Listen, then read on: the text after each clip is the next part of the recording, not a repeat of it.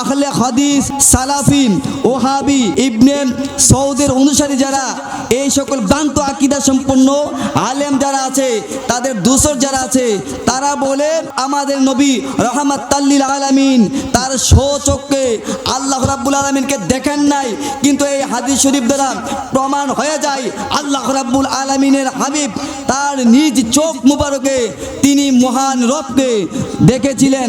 আরেক হাদিসের মধ্যে এসেছে যে প্রিয় হাবিব সাল্লাল্লাহু তাআলা আলাইহি ওয়াসাল্লাম আল্লাহ রাব্বুল আলামিনকে দুইবার দেখেছিলেন স্বচক্ষে। জবান খুলে বলেন আল্লাহু আকবার। আমার পূর্ববর্তী বক্তা তিনি আলোচনা করেছেন রাসূল আকরাম সাল্লাল্লাহু আলাইহি ওয়াসাল্লাম আল্লাহ তাআলাকে চর্মচক্ষু মোবারক দ্বারা দেখেছেন।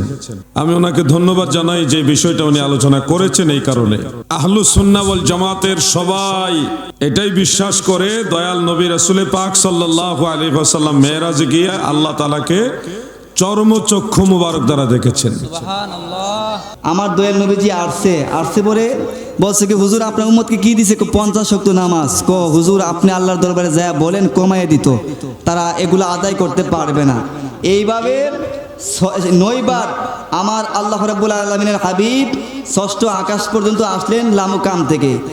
এইভাবে 5 ওয়াক্ত করে আল্লাহ রাব্বুল আলামিন কমায়া দিলেন। এবার বলতে পারেন আমার আল্লাহ রাব্বুল আলামিন তো প্রথমে 5 ওয়াক্ত নামাজ দিতে পারতেন, কিন্তু মুসা আলাইহিস সালাতু ওয়াস সালাম কেন উম্মতে মুহাম্মদের জন্য এত দরদ দেখাতে যাচ্ছেন? একটা কথা আমি প্রথমে বলেছিলাম যে আল্লাহ রাব্বুল আলামিন এই মেরাজের মধ্যে অন্য কোনো নবী রাসূলকে নেন নাই। আমার দয়াল নবী রাহমাতাল লিল আলামিনকে যেইভাবে দিদার দিয়েছেন, যেভাবে সাক্ষাৎ দিয়েছেন, এমনিভাবে অন্য কোনো নবী রাসূলকে দেন নাই। মুসা আলাইহিস সালাতু ওয়াস সালাম আল্লাহ রাব্বুল আলামিনকে দেখতে চেয়েছিলেন। আল্লাহ রাব্বুল আলামিন বলেছেন লান তারানিয়া মুসা, লান তারানিয়া মুসা, হে মুসা তুমি আমাকে দেখতে পারবা না। কিন্তু মুসা আলাইহিস সালাতু ওয়াস সালামকে আল্লাহ রাব্বুল আলামিন দেখা দেন নাই। মুসা আলাইহিস সালাতু ওয়াস সালামের অন্তরের মধ্যে আল্লাহ রাব্বুল আলামিনকে দেখার স্বাদ ছিল। এই জন্য আল্লাহ রাব্বুল আলামিন আমাদের দয়াল নবী রাহমাতাল লিল আলামিনকে দেখানোর মাধ্যমে আল্লাহ দেখার স্বাদ মিটিয়ে দিয়েছেন। জবান খুলে বলেন আল্লাহু আকবার। তো যাই হোক, আরেকটি কথা বলছি। আমি এখানে হাদিস শরীফ আপনাদের মাঝে তিলাওয়াত করেছিলাম, যেটা মিশকাতুল মাসাবির মধ্যে এসেছে। আল্লাহর হাবিব সাল্লাল্লাহু তাআলা আলাইহি ওয়াসাল্লাম ফরমান যে রাআইতু রাব্বি আযজা ওয়া জাল্লা ফি আহসানি সূরা, যে আমি আমার রবকে দেখেছি উত্তম সূরাতে। জবান খুলে বলেন আল্লাহু আকবার।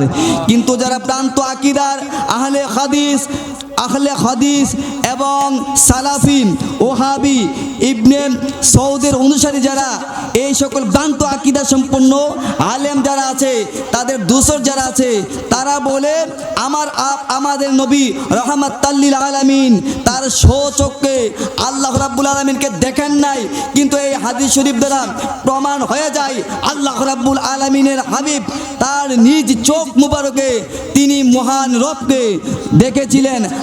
আরেক হাদিসের মধ্যে এসেছে যে প্রিয় হাবিব সাল্লাল্লাহু তাআলা আলাইহি ওয়াসাল্লাম আল্লাহ রাব্বুল আলামিনকে দুইবার দেখেছিলেন স্বচক্ষে। জবান খুলে বলেন আল্লাহু আকবার। তাহলে আমাদের আকীদা হলো নবীজি সশরীরে, আকাইদে নাসাবির মধ্যে আছে নবীজি সশরীরে আমার আল্লাহ রাব্বুল আলামিনের দিদারে মেরাজের মধ্যে গিয়েছিলেন এবং ওনার চর্মচক্ষু দ্বারা স্বচক্ষে আমার আল্লাহ তাআলাকে দেখেছিলেন। এটাই হলো আহলে সুন্নাত ওয়াল জামাতের আকীদা। এই কথা বলেই আমার অসম্পূর্ণ বক্তব্য এখানেই সমাপ্ত করলাম। আমা আলাইনা ইল্লাল বালাগ। আসসালামু আলাইকুম ওয়া রাহমাতুল্লাহি ওয়া বারাকাতুহু।